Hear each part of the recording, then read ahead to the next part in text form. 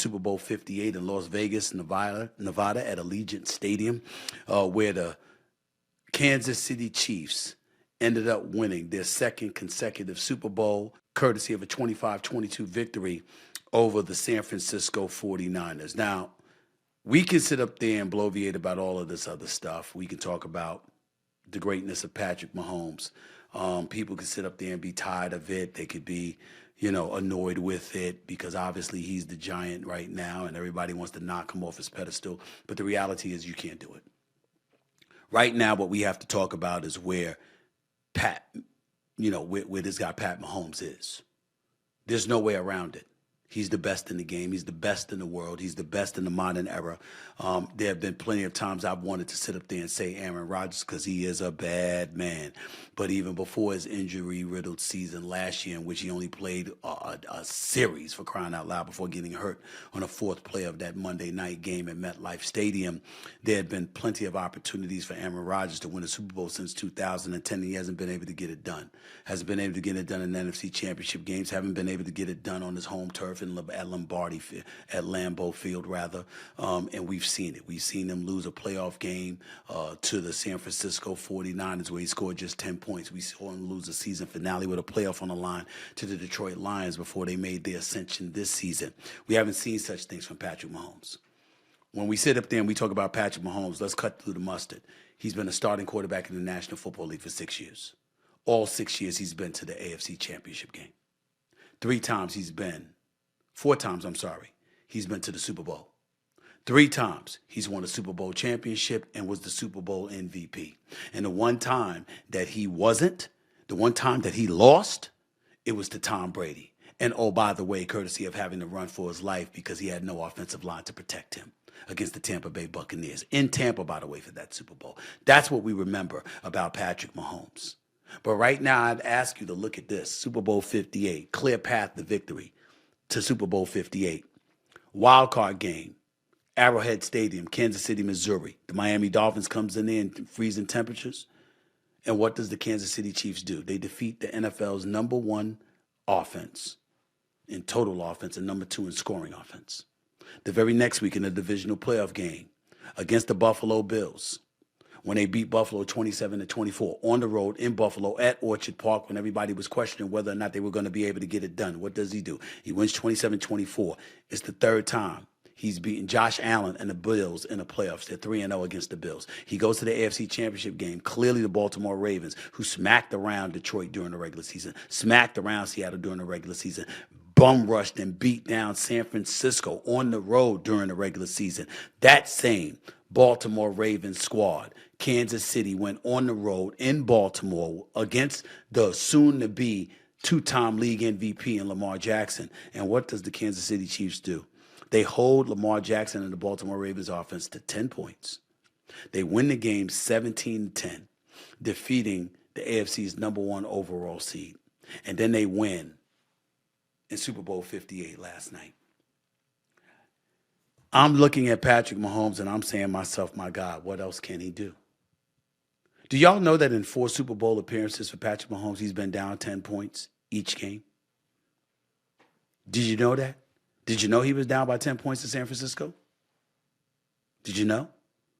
You know he didn't come back against Tampa Bay. Did you know that he was down 24-14 against the Philadelphia Eagles last year?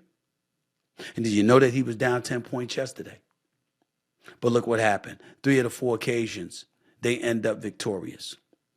Comparisons after halftime, Patrick Mahomes, knowing that they were struggling, knowing that they couldn't get anything going, complete 69.7% of his passes after halftime, 210 yards passing, 2 touchdowns, just an interception, 59 rushing yards in the second half and overtime.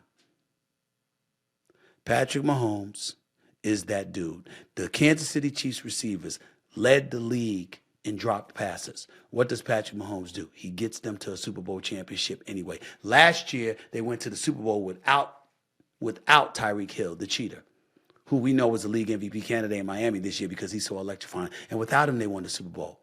I know you got your bag, Tyreek Hill. I know you got your bag. You got your money. And you deserve every single freaking penny of those dollars. But I ask you something, Tyreek Hill, with all due respect. You sure you're happy with your decision? Now, let's clarify. I asked that question strictly for football reasons. I know it's a hell of a lot better in South Beach than it is in Kansas City. I get that. No argument there. No state income taxes in Florida either. I get that too. Warmer weather. I get that too. But I still say to you, for football reasons, playing with a quarterback, you sure you're good with your decision to leave Patrick Mahomes? Matter of fact, we have to now start drawing a comparison. I would dare say, ladies and gentlemen, this warrants a comparison between Tyreek Hill and Kevin Durant. Which one is worse?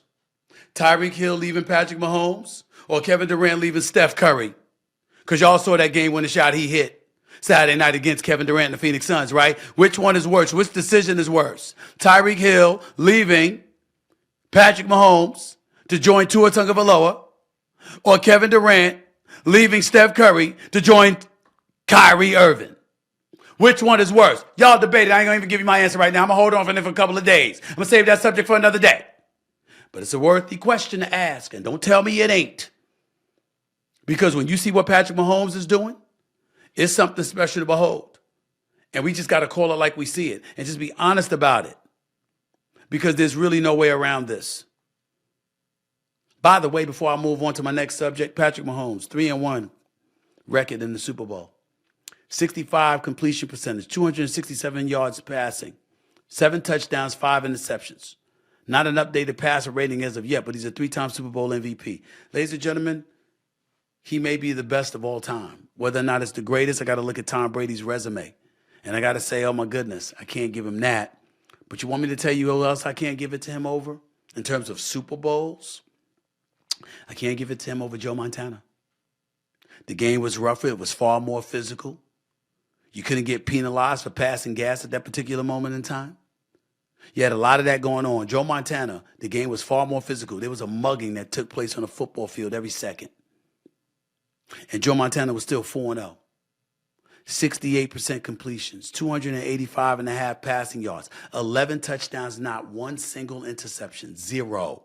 And oh, by the way, a passer rating of 127.8. He's also a 3-time Super Bowl MVP. And if you want me to give Patrick Mahomes the GOAT status in official capacity, I'll tell you I don't need him to three-peat, but I need one more. You know why I need one more? Because Brady went 10 years without winning a championship after he won his third. He didn't win his fourth for 10 years, from 2004 to 2014. I don't need Patrick Mahomes to disappear for the next 10 years. So I just want to throw that out.